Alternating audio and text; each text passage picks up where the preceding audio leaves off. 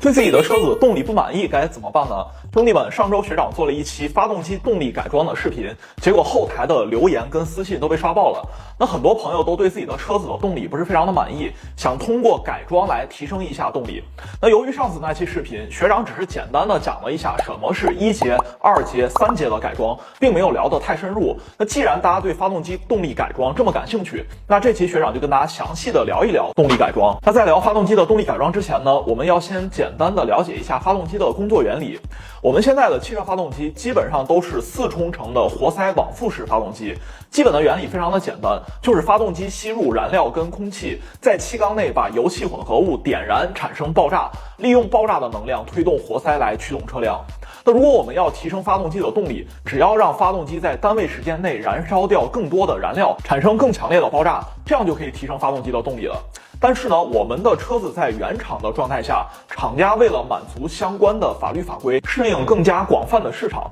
那发动机在出厂标定的时候需要考虑的因素有很多，比如环保、油耗、耐用度、油品适应性这些。那我们的车子发动机原厂标定都是比较保守的，在结构强度上还有很高的设计冗余。那通过专业合理的改装，可以在一定范围内提升发动机的动力，而且发动机的寿命基本上不会有什么太大的影响。明白了动力改装的原理以后，接下来就要告诉大家该如何通过改装来提升发动机的动力了。那首先学长要告诉大家，不管你现在开的是什么车，理论上都能通过改装来提升发动机的动力。只不过呢，有些车获取动力比较简单，提升也非常的大，那有些车提升起来就比较的麻烦，花费也很多，性价比就很低。那想提升动力的最简单的方法就是重新刷写汽车的 ECU。那通过改变点火的提前角、喷油量、涡轮压力这些数据来提升发动机的动力。那这个就像是给你的手机重新升级一套系统一样。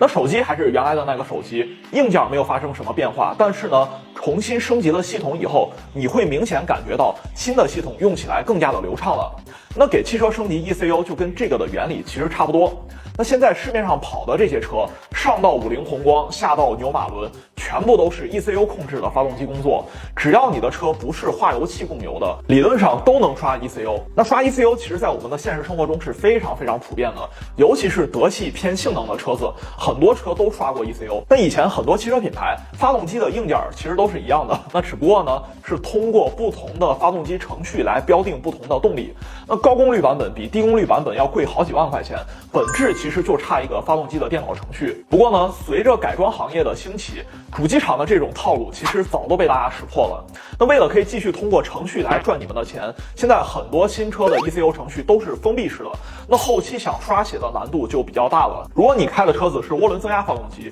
你要是对车子的现在动力不是很满意，学长是非常推荐你找一个靠谱的改装店去刷一下 ECU。那刷 ECU 的价格其实并不贵啊，如果是罐头程序，基本上2000块钱左右就可以刷好了。如果你想要更好一些的特调程序，一般价格是4000到6000块钱不等。那罐头程序就好比你看刘畊宏的视频去锻炼一样，那每个看视频的人练的东西都是一样的。特调程序就像是有一个专业的教练，根据你的身体情况来给你定制专门的训练计划，那这种效果就要更好一些。涡轮增压的车刷 ECU 动力提升还是比较明显的，在不压榨发动机的前提下，一般动力会有20%到40%左右的一个提升。那比如你是宝马的 N20 低功率发动机，原厂是184匹马力，那可以通过刷写 ECU 提升到250匹左右。那如果你是高功率的 N20，原厂是245匹，那可以通过刷写 ECU 提升到280匹。但是呢，如果你要是一台自吸发动机的车，想在不改变硬件的前提下，只通过简单的刷写 ECU 来提升动力，就比较的困难了。